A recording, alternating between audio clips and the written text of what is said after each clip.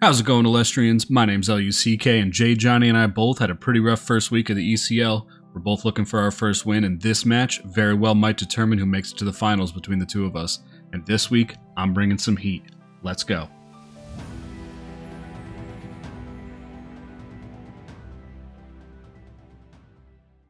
So my week 2 opponent is Jay, Johnny, like I said in the intro. He's using mono water this season. And even though he lost his first week matchup against Wirtz using Earth, we are not going to underestimate what he's got going on here. So we're just going to take a few minutes just like last week. We're going to go over everything that I expect him to bring, everything I don't expect him to bring, and I'm going to show you guys the deck that I'm bringing this week. So over here on the left, these 5, I can totally see him bringing any combination of these 5. Foamy over here. Foamy allows you to, pardon the pun, float into any other 1-cost Celestial. Common floats for Foamy are Mustation, Sluggle. I could even see Aphros. Typhlant's a good one for against me because he's going to want to rip those eruptions out of my hand, and Typhlant is the only way for him to do it. Oistress, we'll get to Oistress.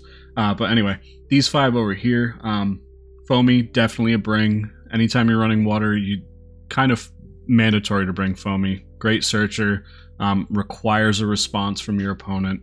Just a great all-around card. Galaxy is great because he can swap the attack and defense of any water Celestial. Great if he decides to bring defense beatdown, which is a strategy that he kind of invented. And we'll kind of go over that here in a little bit. Mustation, like I was saying before, very common float off of Foamy. Can swap his attack and defense at will, essentially. Just a great all-around card. One of the only 1-drop cards that has a 6 printed on the card. Really good card. Veritaqua can just get rid of defense cards. Just completely snipes them. Very dangerous card. And might be my downfall this week because you guys will see what I'm bringing, but we'll go over that in a minute here. Aphros, pretty good draw engine. Just Nexus water cards around.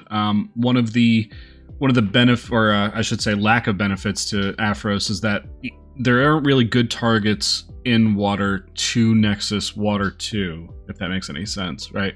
There's nothing really in water that has a benefit when it gains a water spirit.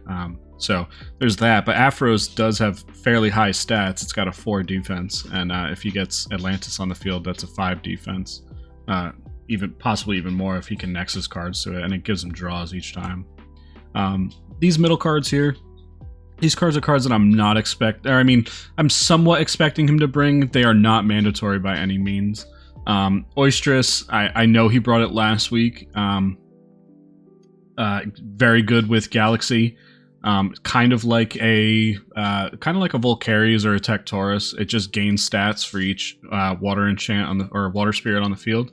Smoltuga. Now I know Smoltuga doesn't do anything for him, but sitting next to a Galaxy, he's also a 5 attack. So I could totally see him bringing that if he decides to run the defense beatdown. Sluggle, just a little bit of regen. Again, not totally expecting it, but I wouldn't be surprised if he brought it. Caprigal. Caprigal's a great 2-drop. Anytime it destroys an Celestial, you get an Celestial back from your underworld on the field. Solid Celestial. Typhlant, like I said in just a little bit ago, this is going to be one of his only ways to rip cards out of my hand. So if I'm holding on to my eruptions, this is going to be his answer to that. He's gonna want to tear those out of my hands using Typhlant. You can hear my dog in the background. I'm sorry. She's just kind of clicking away back there. Tadpuff. Tadpuff's an easy way to get into your 2-drop Celestials. It helps you ramp up really quickly. Majesty, kind of depends on the strat that he's bringing. I mean, if he decides to run Majesty ramp, just a turbo into Majesty, I could see him totally bringing it. And same thing with Globby.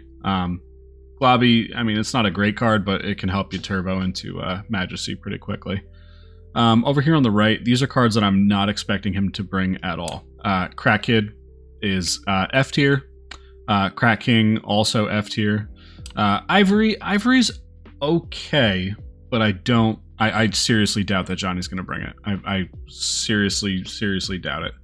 And Javalantis, I mean, it's super situational, super niche. Don't see him bringing it at all. Down here, we have his runes. He's got Poseidon, probably the weakest of all the divine runes. Doesn't do anything particular. It just allows you to Nexus of water. And like I said, there aren't any cards in water that gain benefits from having extra, or from gaining extra spirits off of Nexus, or, you know, just enchanting in general. The only reason that I would see him actually activating Poseidon's effect is if he's going to turbo out into Majesty, or if he's just trying to beef up an Alestral that's sitting next to Atlantis, which I guess we'll talk about Atlantis next.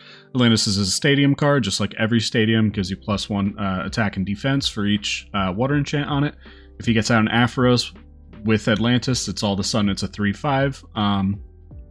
Same thing with Galaxy, it'll be a 3/6, and Mustasian is a 2/7, right? Pretty standard. It's just a stadium. Tsunami. So here is the big one. Tsunami basically ends turns. He is the only deck that has it, obviously, because he's running water.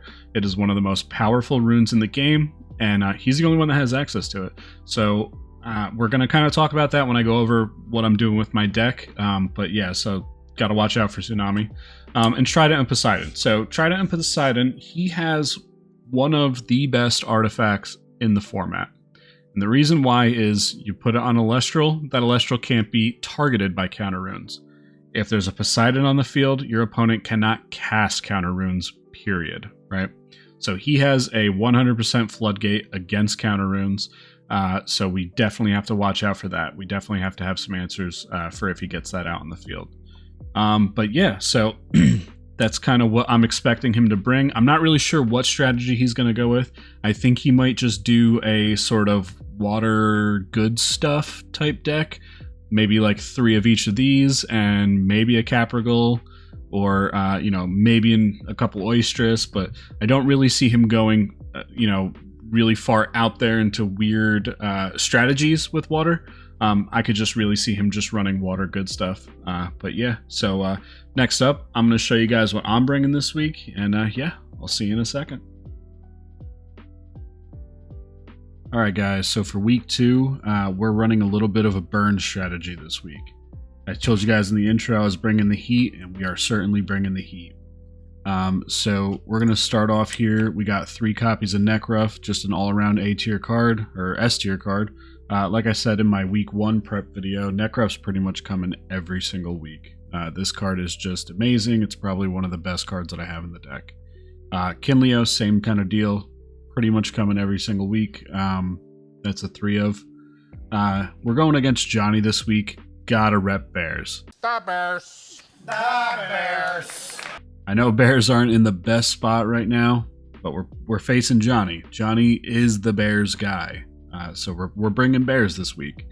We're also bringing Bugs. We're bringing Bugs. Bears and Bugs. We got 3 copies of Urseer, 3 copies of Urscout. Urscout will float into Urseer. When Urseer destroys an Alestral, we can get out another Urscout. Just very synergistic right there. Ignectar, get one on the field. You get the other 2 copies out of your deck or hand on the field basically for free. You still got to pay their enchantment cost, but they come out for free. So as you can see, I'm kind of doing a little bit of a swarm strategy. And the reason is because I'm running Waspire this week. Waspire is real good. Disenchant 1 fire from an Ignectar Waspire to force an opponent to expend 2.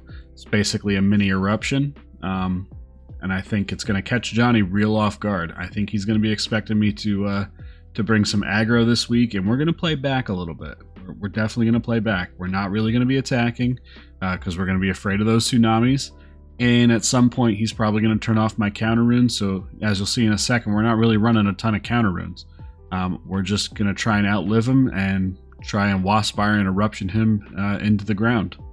We're running Circle the Sky this week. Circle the Sky will allow us to Nexus a card to draw a card. So let's say I get turn 1, I get 3 Ignectors out in the field. Turn 2, I send 1 into Waspire. I can drop Circle the Sky, move a fire from Ignectar onto Waspire. I get to draw a card, and I get to burn him for 2. Same kind of deal with Hephaestus. If I get Hephaestus out on the field, it's just a bank for my for Circle the Sky and Ultra of Stars, which we'll get to in a second. Volcanic Forge, same kind of deal. It Volcanic Forge will help me if I get into a sticky situation where I do need to attack over something. But otherwise, it's just kind of there as a bank for Circle the Sky and Alter the Stars. Eruption 3 of this week. As I said in my week 1 prep, last week was kind of the only week that I would not be able to run 3 copies of Eruption, especially because of Spark It. This week, and every week going forward, 3 Eruptions every single week. S tier card, we're bringing it every week. Ambrosia to get those spirits back. We're going to be taking a lot of damage because we're not really going to be reacting a whole lot to what he's doing.